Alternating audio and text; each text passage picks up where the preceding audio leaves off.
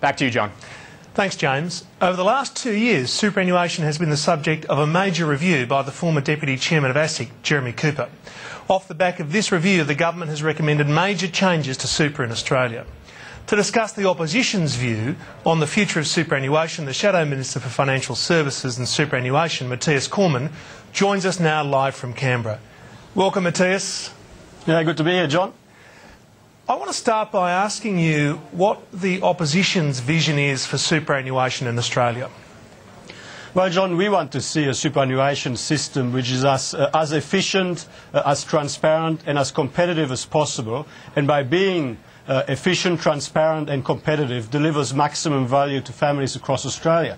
And of course a superannuation system where families across Australia are keen to make additional voluntary contributions to complement their compulsory super to build their nest egg because they've got confidence in the system.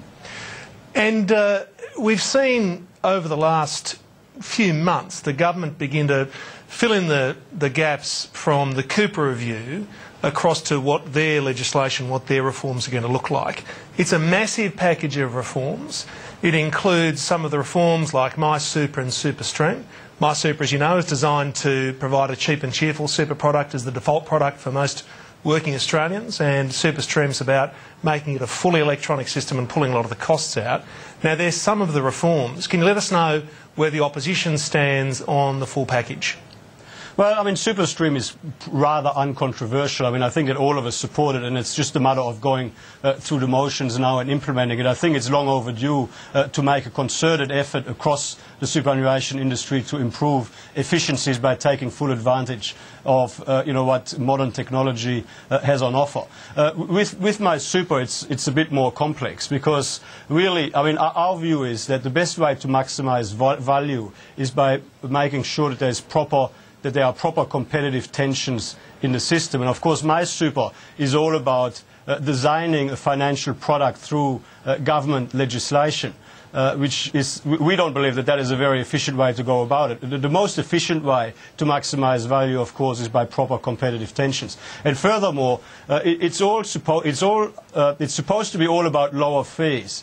But recent industry research from Chant West actually revealed that 750,000 workers would end up with higher fees, and previous research indicated that even those that will end up with lower fees, it only takes a very small change in fund performance to lose that benefit from lower fees. Like the key thing here is the fees are only one part of the value proposition. Fund performance, of course, is very important when it comes to maximising people's retirement returns. And this is a good point, Matthias, because the focus has been very heavily on the cost of superannuation. It's important. People shouldn't be paying more than they have to in their fees for superannuation. But you can have the cheapest superannuation fund in the country, but if it's got lousy performance, that won't do you any favours.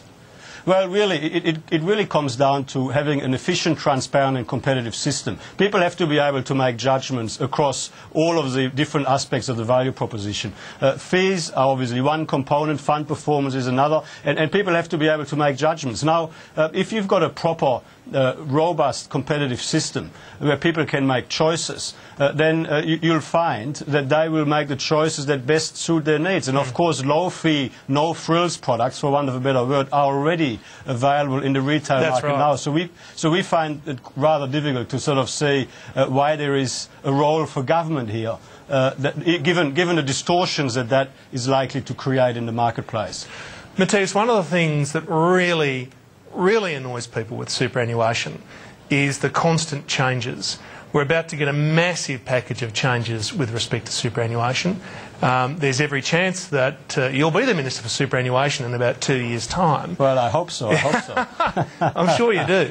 Can you give us a bit of a commitment that we'll see a settling down? I mean, one of the interesting things out of the budget last week, just a week ago tonight, was thankfully there were very few changes to superannuation. So what's your thinking on minimising the changes? People get sick and tired of the rules changing year by year. I mean, frankly, it's yet another reason not to bother opening the envelope when it arrives.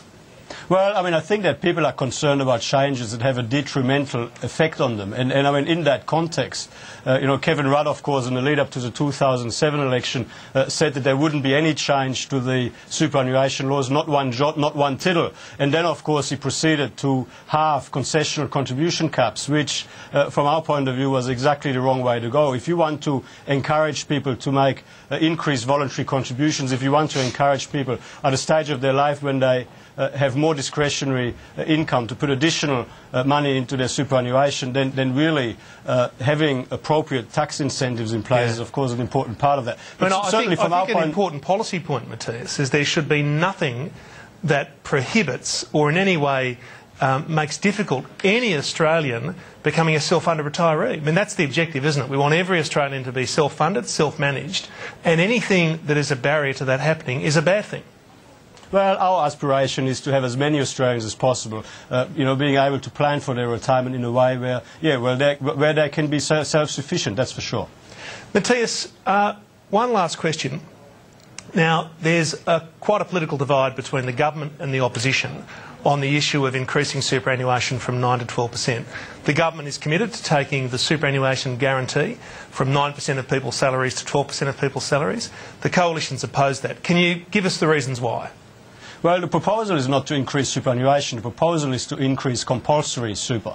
Now, there is bipartisan support for compulsory super as a concept, but whenever there is a level of government compulsion, there ought to be a line in the sand beyond which you won't go. Because at the end of the day, we are talking, this is people's own money. If you increase compulsory super further, what you're really saying is you're taking some of people's take-home pay today in pre-retirement income in order to put it aside forcibly for the future. Now, there ought to be a line in the sand. Ken Henry, who had a comprehensive look at this for the government as part of the tax review, said that line in the sand appropriately should be 9%, that to increase it further would most heavily impact on low and middle income earners, and that, of course, those Australians who feel they need more money in retirement are always free to put more money aside to save for their retirement. The point here is this.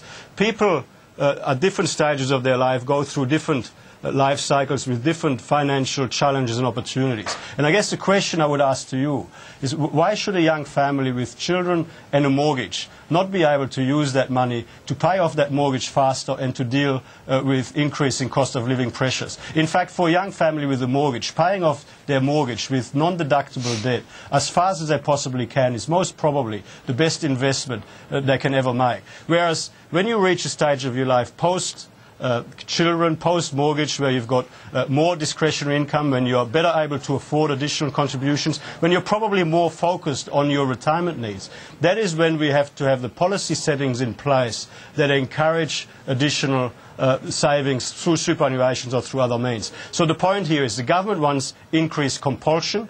We want to provide encouragement and choice to people.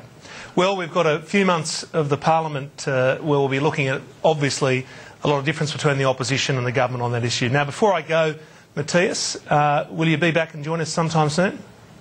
Anytime. Okay. Anytime. That's great.